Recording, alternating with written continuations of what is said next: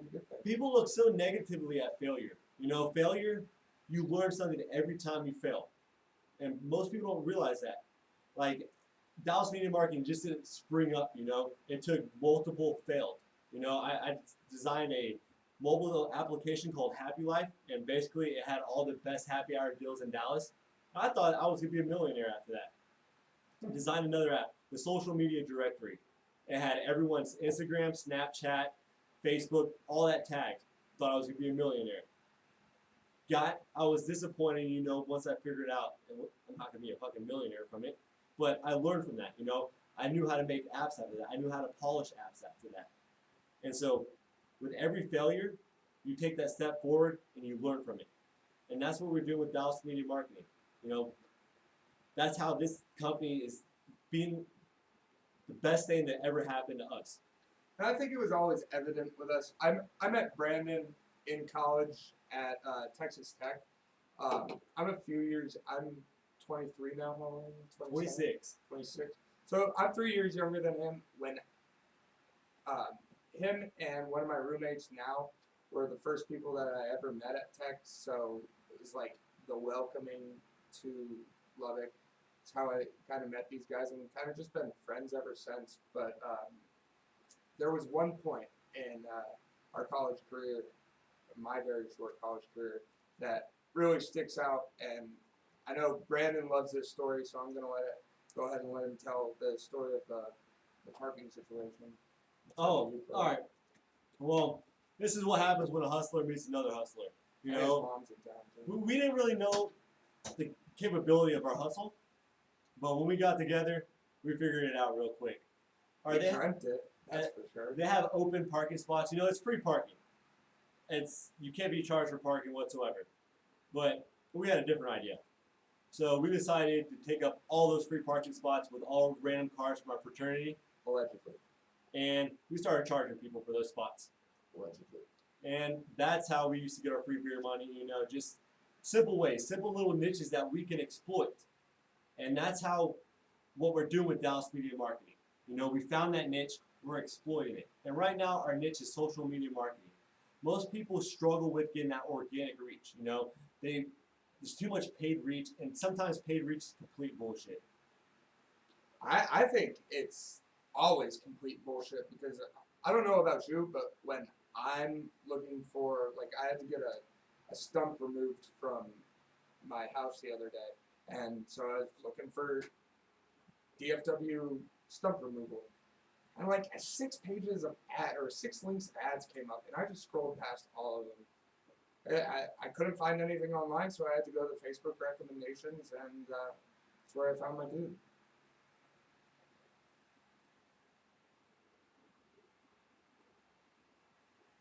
And see, I don't know. I'm really struggling with this because no one believes in organic reach. You know, they want that paid reach because organic, if they don't get leads from that organic reach, that means nothing to them. At least with paid, you see the analytics and everything about that. And we're going to move on to PPC and SEO because those are the problems that some clients want SEO while others want PPC. And PPC is more of an instant result. You know, you pay, your ad goes up, and you pay monthly. We kind of had a situation like that today, Yeah.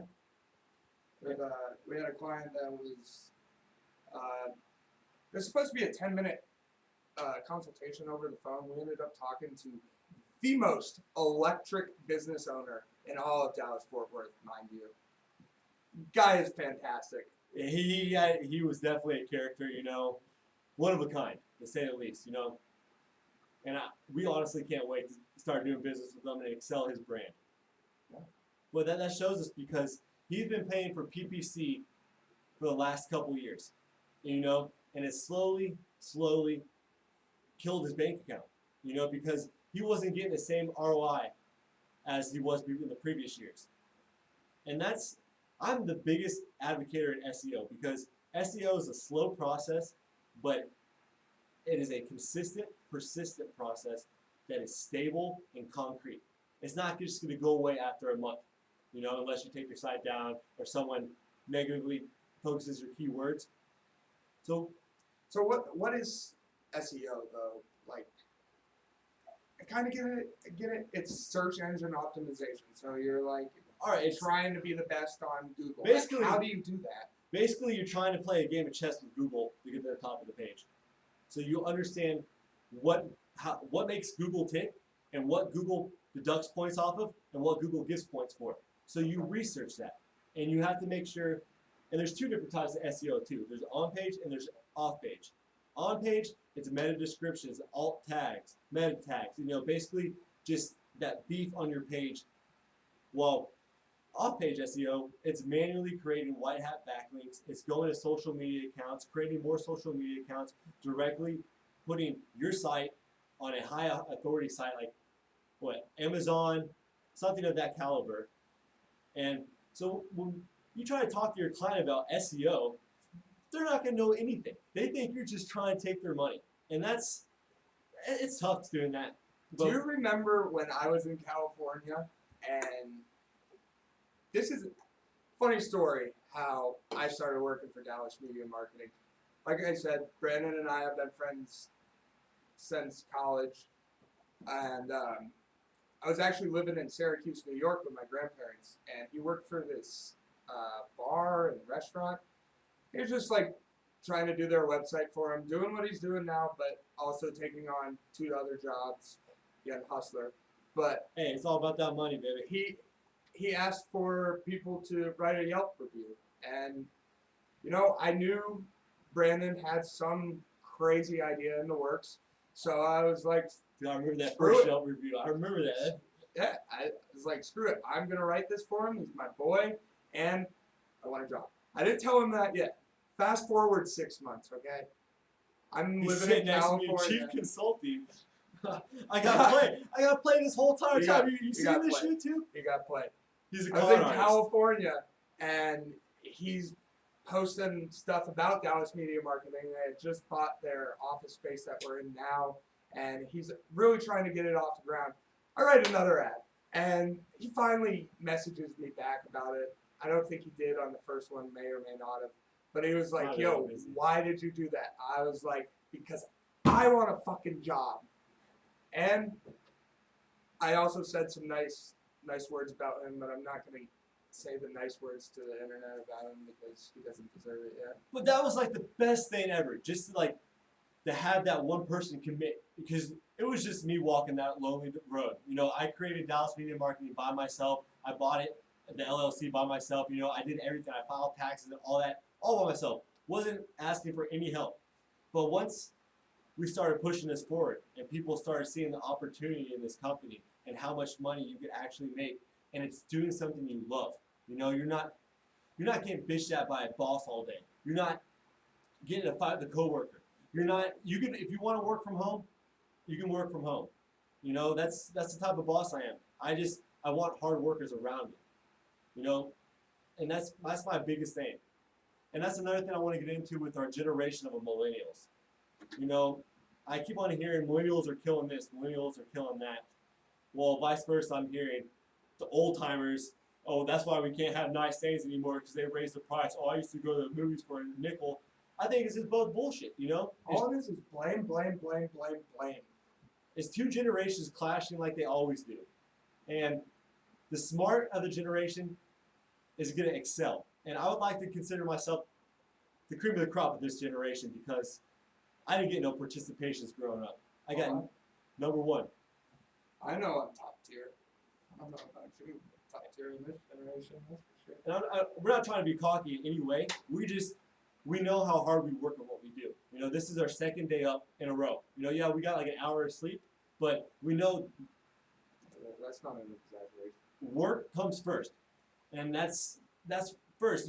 If you want to retire early, you have to bust your ass now. And millennials don't understand. Retire at all.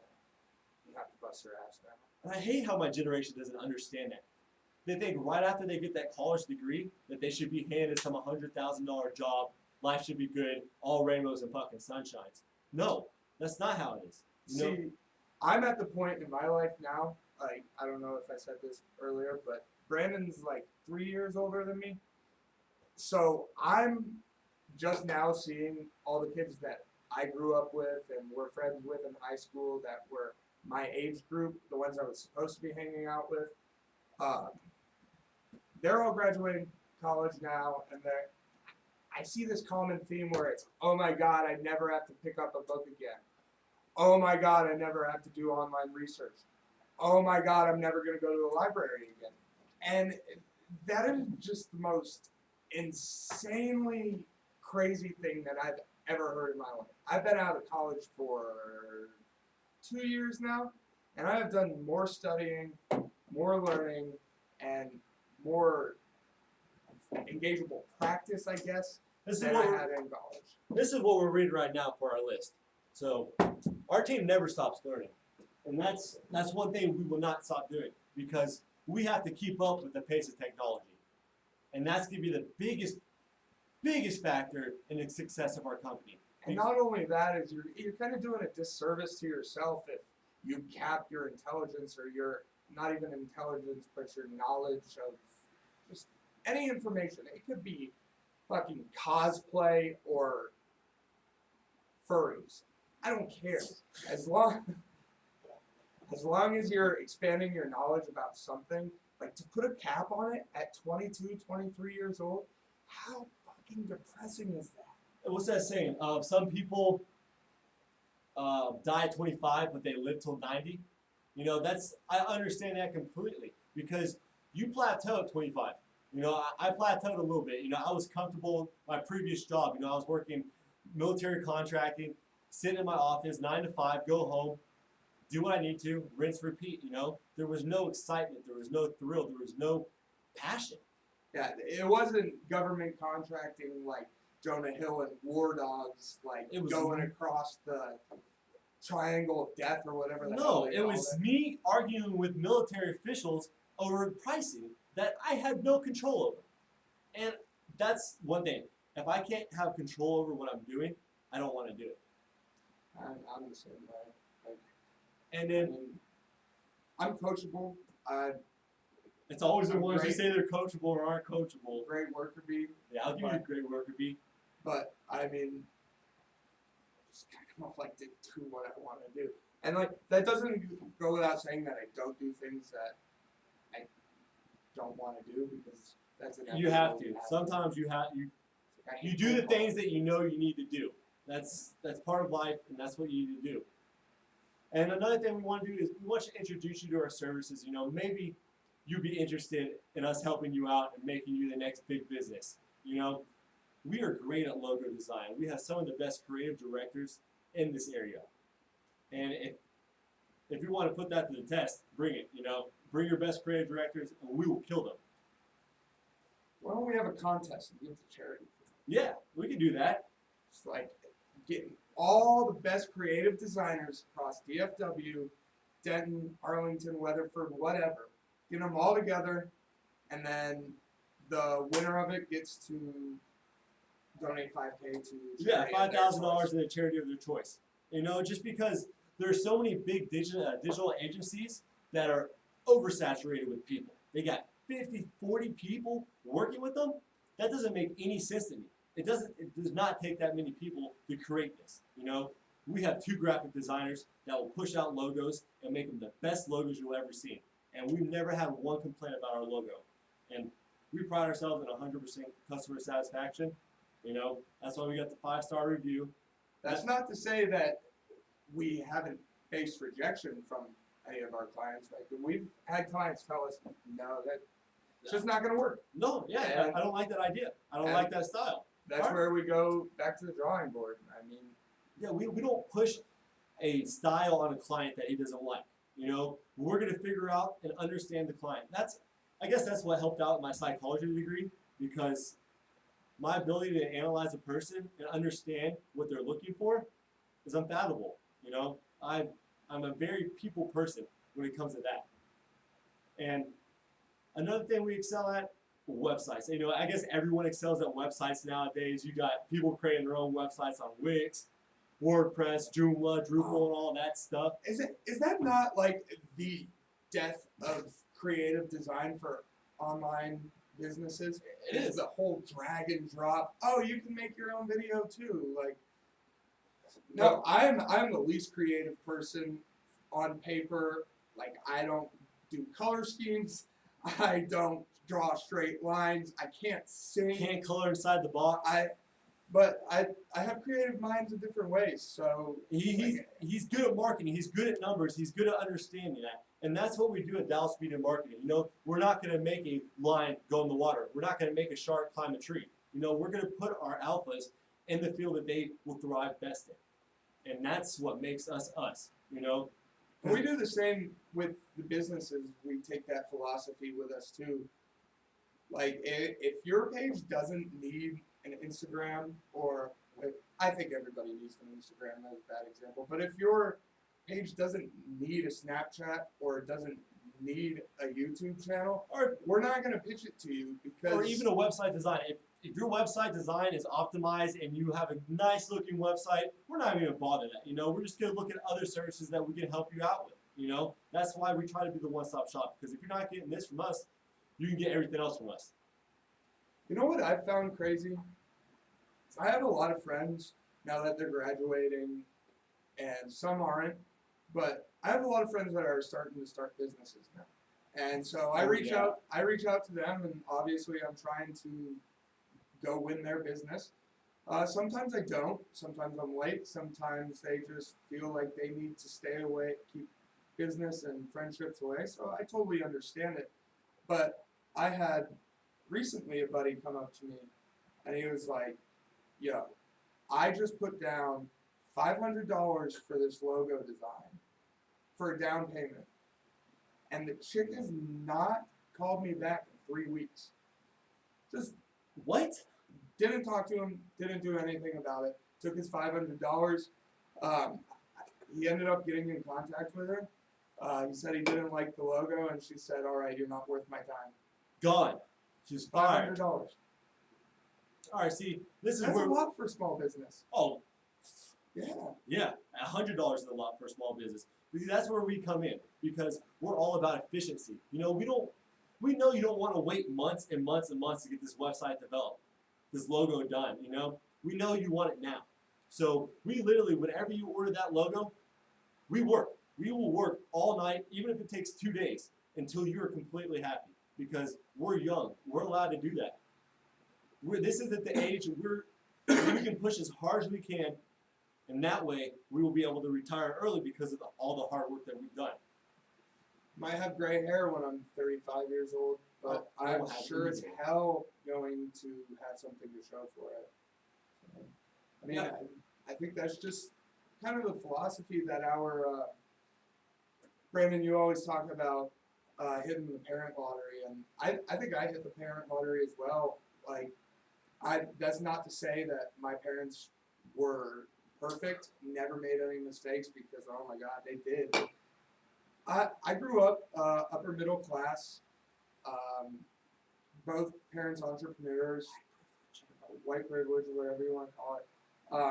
Could have bought me any car that I wanted, but they chose to give me the old beater, kind of give me a little lesson.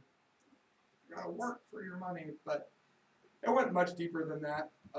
Started working, I was probably about 12 years old. But my parents instilled this attitude into me that everything I need, I got to work for. I remember, this is my last story, I promise. I tend to do this, but The Rambler. it was the dead of winter, and Winter's coming. I think it was the PlayStation 1 that was coming out. And my dad struck, Days. right? Crash Days. Bandicoot. Dude, I remember the 64 came out, man. I met Santa down at the tree, and that's when I figured out Santa wasn't real. Anyway, my dad was like, hey, look, I have two brothers, one older, one younger. He's like, look, if you guys come up with $50 to get this console, I'll cover the rest of it. So, wintertime, you can't sell lemonade, you can't have a yard sale. Me and my brothers sat outside selling breakfast, coffee, and lunch. Like, literally holding homeless people's signs that said lunch with a question mark. And people driving by and they're like, hey, do you want some lunch? No, I'm hustling. You're But hustling. anyway, moral of the story is we were $5 short after paying my dad back. So we had $50. We got $50. but he took his money back to get the startup money. You know Smart what? man. Taught you a lesson, didn't it? I did not get the PlayStation 1 that day. I didn't even get it for Christmas that year. But did you get it eventually? Yeah. That's all that matters. And you know who paid flat out for it? You did. No, well, me and my brothers, yeah, in summer. That's all right. I agree completely because my parents taught me the value at $1 at a young age. You know, like I said, I'm blessed with both my parents. You know, they're both wonderful people, and they both taught me great things growing up. You know, my dad taught me the ability to hustle. You know, to work for your dollar. You know, you don't count your pennies. When my dad came down here with New York with $100 in the pocket, you know, that's all he had in his name. Didn't know when you went down here, and right when he got down here, he just started working, washing dishes, and he just picked up as many jobs as he could, and then eventually he met my mom, and him and my mom got married.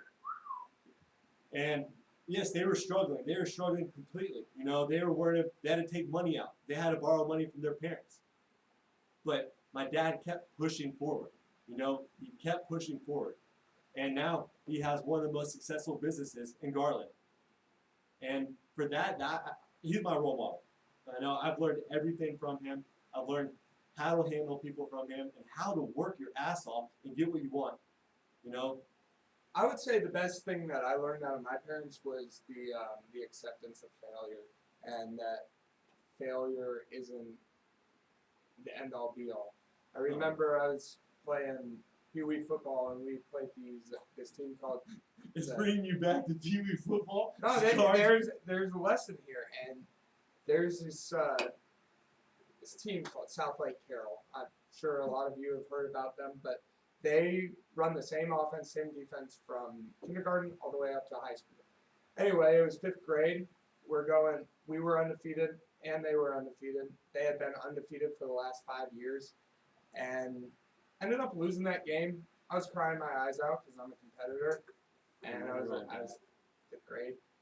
And my dad said something. He was like, "You're better off than they are without a trophy in your hand." Mind you, he took away the second place trophy, threw it away. But that's a little We bit don't of have no tough losers love. in our house. Whatever. That's another discussion. But he said, "You're better off than they are." It's like, what do you mean? I don't have a trophy. I lost. It's like, you know how to deal with failure now. These kids are going to go through their entire lives until college and never know what failure is. And that's what we call the participation trophy syndrome. You know, kids who got handed trophies for no matter how bad they sucked. You know, and we should not have done that as parents. We should not. You know, kids got to accept failure because kids learn from failure. Kids become better after failure. If you give them everything they want, they will never learn, they will never reach, and they will never evolve. They'll stay the same bratty kid. And you're like, why is my kid talking back to me? It's because you never disciplined them. You never showed them what it meant to work for something. You know, if you're worried about your daughter spending all your money, well, you know exactly why she is now. Because that's how it is with my family. You know, I don't want to call my sister out or anything, but That sounds like you're yeah, about to. I'm calling my sister out right now after all the many years of her being hostile. But my sister is, as you would say, high maintenance. You know, she's got to have the better things in life. You know, I didn't suffer that curse, thankfully, because I'm fine with a t-shirt, jeans, and whatever. But that kind of set the bar for my sister growing up. You know, she's a lawyer. She's a very prestigious lawyer now. You know, she's very successful, but you know, she never learned it because she was always given. You know, she was a favorite, so she was given anything she wanted. You know, while I sat back, relaxed, and enjoyed with what I got. And I can also say that's probably one of the best things about my childhood is just accepting what you get and living with that. You know, it's about Dylan the card. I mean, Dylan the hand your plate. And I think that the main takeaway from just this discussion in general, I learned something new that I didn't realize about myself or about Brandon that I had known before. But it was everything's always going to work out how it's supposed to. So as long as you do what you're good at and do what you love, because nobody likes to do stuff that they hate. No. Come on, don't give me that. I mean, who likes taking out the trash? Who likes mowing the lawn? But it's the stuff that needs to get done in order to maintain the structure, scheduled lifestyle. And that's what you're going to get from Dallas Media Marketing. We're going to do the things that we don't want to do. Like, I hate handing out flyers. I hate cold calling. But you know what? I got to do it anyway. And we're going to do it with just as much enthusiasm and passion as we would if I was working on a social media account, which is my passion. One of my favorite quotes from Mark Cuban, you know, I'm a big Dallas Mavericks fan. He said, work 24 hours, work like someone who's working 24 hours a day to take away your job. And at this point, we're the ones working 24 hours a day. So come compete with us. You know, we are busting our ass and we are moving this business forward. So maybe in 10 years from now, this will be a success story or just another laugh. But welcome to our first podcast. This is Dallas Media Marketing.